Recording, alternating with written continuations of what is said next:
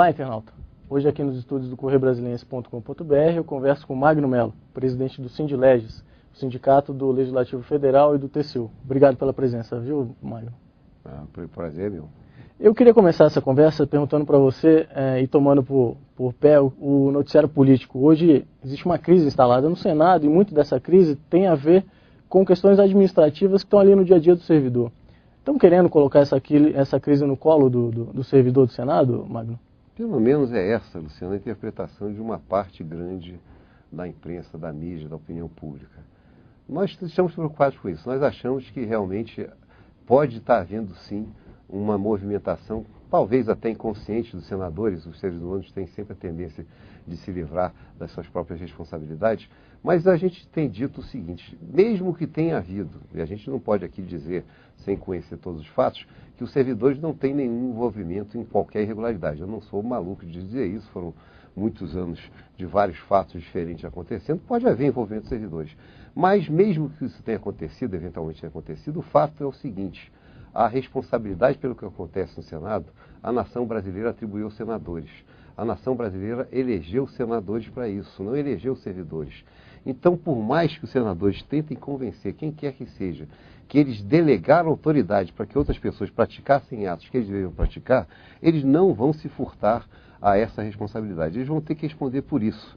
E é por isso que a gente tem dito que, por mais que haja esse movimento, dessa situação, só sairemos se os senadores e os servidores entenderem que o problema é comum.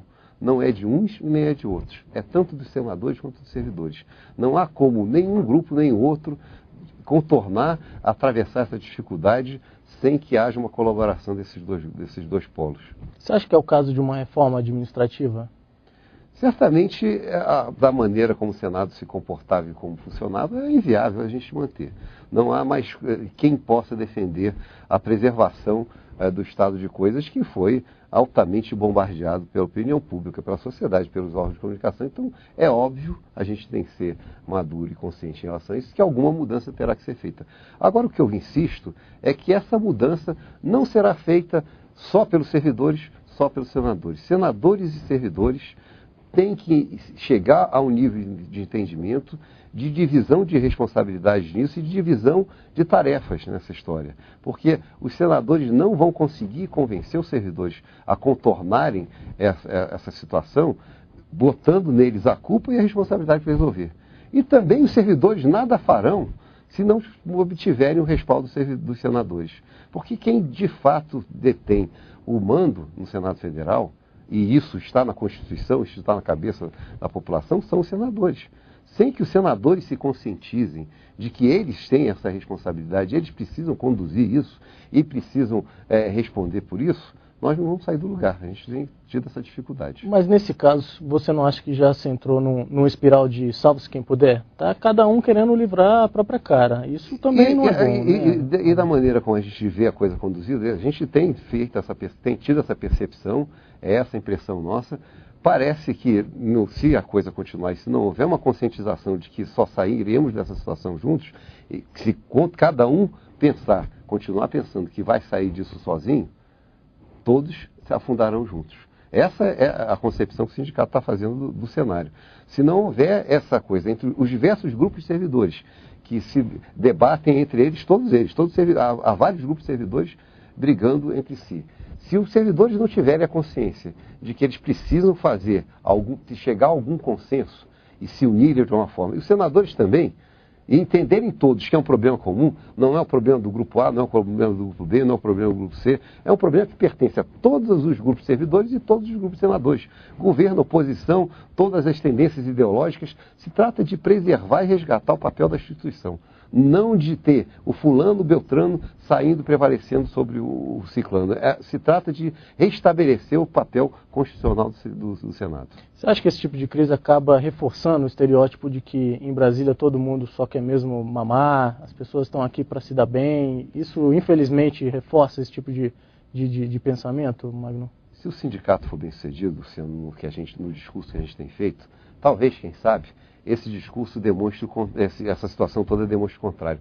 O que a gente tem sustentado, foi até mal interpretado por alguns colegas, numa entrevista que dei ao próprio jornal, ao próprio Correio Brasiliense, no início do ano, quando me reportei a todos esses fatos, se a sociedade, a população e os próprios servidores começarem a se conscientizar de qual é a verdadeira origem de boa parte desses problemas que nós estamos atravessando, eles vão ver que é o contrário. Desde 2002, nós não estamos falando de ontem, nós estamos falando de 2002, os servidores têm a mesma carreira.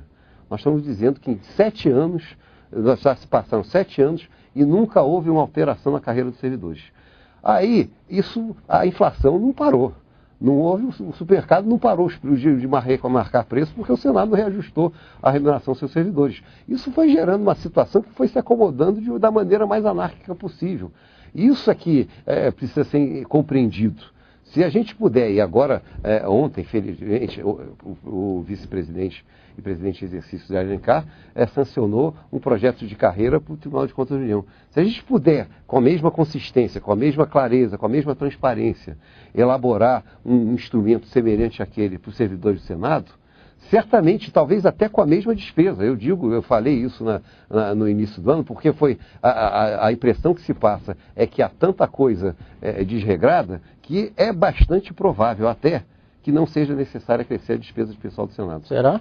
Eu acho até bastante provável isso, pela compreensão que a gente tem tido do que aconteceu, das comparações que a gente tem feito, ao contrário do que afirmei na outra vez que estive aqui, é praticamente certo que nós possamos, sentando juntos, o sindicato, a administração do Senado, e tentando organizar essa situação, que a gente chegue a uma carreira nos moldes daquela que o presidente Zé Alencar sancionou ontem para os servidores do TCU, sem que haja, provavelmente, acréscimo de despesa. Eu posso agora dizer com alguma segurança isso, que eu não tinha muitos elementos e muitos dados e muitos números para afirmar quando vim aqui no Correio Brasiliense antes. Então não se trata, agora posso dizer com quase que absoluta certeza, não se trata de pedir aumento.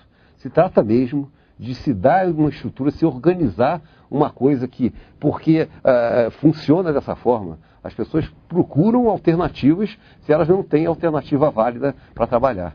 Parece que realmente ocorreu isso.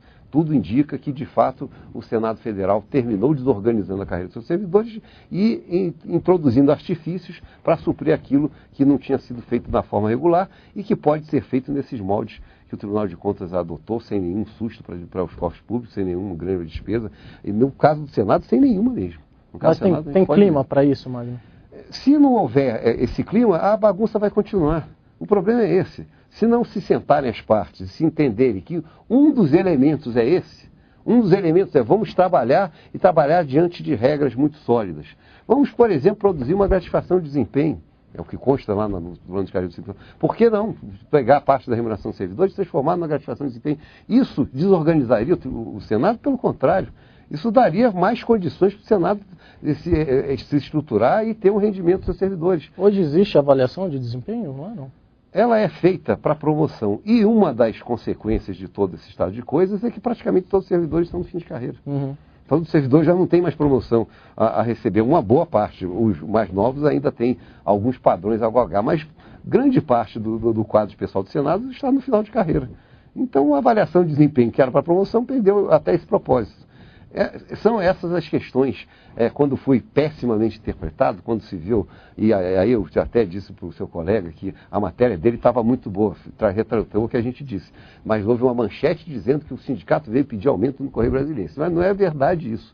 O que a gente precisa é que esta mesma despesa, e ela dá conta disso, essa despesa de pessoal que o Senado tem hoje, que se organize de tal modo que haja condições para o Senado administrar o seu quadro de recursos humanos sem que ocorra essa catástrofe que ocorreu, que a gente está presenciando, toda essa desordem que a gente está, como todo mundo, assustado com ela. E na Câmara, como é que está?